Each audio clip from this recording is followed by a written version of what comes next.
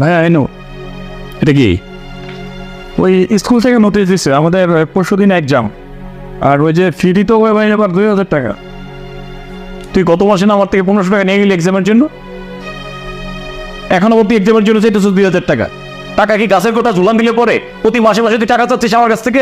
কিরে ভাইয়া তুমি আমার উপরে চিল্লাইতেছো কে? তোমার যদি বিশ্বাস নেই তুমি স্কুলে যোগাযোগ করো, খালি আমার উপরে চিল্লাই।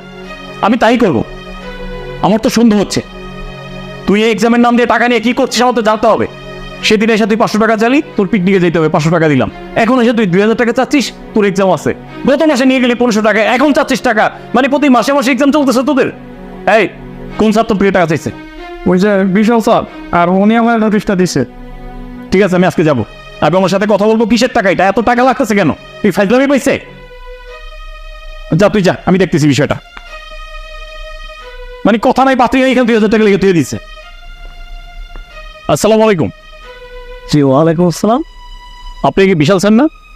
হ্যাঁ, কোনো সমস্যা? না, আমি ওই সিরাজের বড় ভাই বলছিলাম, আপনার সাথে একটু কথা আছে আমার, একটু আসবেন এদিকে স্যার? জি হ্যাঁ বলেন। আচ্ছা স্যার, এটা কি শুরু করলেন আপনারা? মানে কি করেছি আমরা? আপনাদের স্কুলে আমার ভাইকে 6 মাস হলে ভর্তি করলাম। এই 6 মাসের ভিতরে প্রায় 20,000 টাকা শুধু এক্সামের জন্য, তারপরে বইপত্র আছে, তার গাড়ি ভাড়া আছে, সব কিছু মিলে প্রতি মাসে মাসে যেই টাকা যাচ্ছে, এইভাবে যদি চলতে থাকে আমাদের ছেলে সন্তান আমরা স্কুলে পড়াবো কি করে একটু বলতে পারেন? আরে এই যে ভাই থামেন, আপনার বাইরে যদি প্রাইভেটে পড়ানোর ক্ষমতা না থাকে তা আপনার বাইরে নিয়ে সরকারি স্কুলে দেন না। এই জায়গায় পড়াইতে এমন কোনো কথা আছে? আপনি একটা স্কুলের স্যার, আপনি এই ধরনের কথা সাজে বলেন আপনি আমাকে?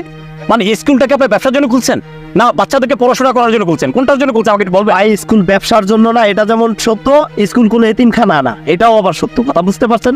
স্কুল এতিমখানা না সেটা আমিও জানি। আপনারা মাস শেষে যেই বেতনটা আপনারা আমাদেরকে ধার্য করছেন সেই বেতনটা আমরা দিচ্ছি ঠিক মতন। তারপরে মাসে মাসে আপনাদের এক্সাম থাকে, আপনাদের এই পিকনিক থাকে, ওই পিকনিক থাকে, এই খরচ থাকে, সেই খরচ থাকে। এইভাবে যদি অভিভাবক থেকে টাকা নিতে থাকেন, একটা মানুষ তো তার তো আরো খরচ আছে নাকি, সেটা মেনটেন করে কি করে? এটা তো একটা বিবেক থাকা উচিত আপনাদের। খালি আপনাদের দিকটা চিন্তা করলে তো হবে না। ওয়েট, পাতা আপনার এই ধরনের কথা বলবেন না। আপনি জানেন একটা স্টুডেন্টের মেরুদণ্ড সোজা করতে কি লাগে? এটা আমরা শিক্ষকরাও জানি।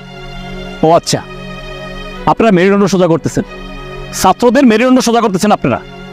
হ্যাঁ, অভিভাবকের মেরুদণ্ডটা ভেঙে তারপরে ছাত্রদের মেরুদণ্ড সোজা করছেন? হ্যাঁ, এটা আপনাদের বিবেক? এটা আপনাদের ইচ্ছা? শোনেন ভাই, আপনারা এই শিক্ষার নামে ব্যবসা প্রতিষ্ঠান করছেন।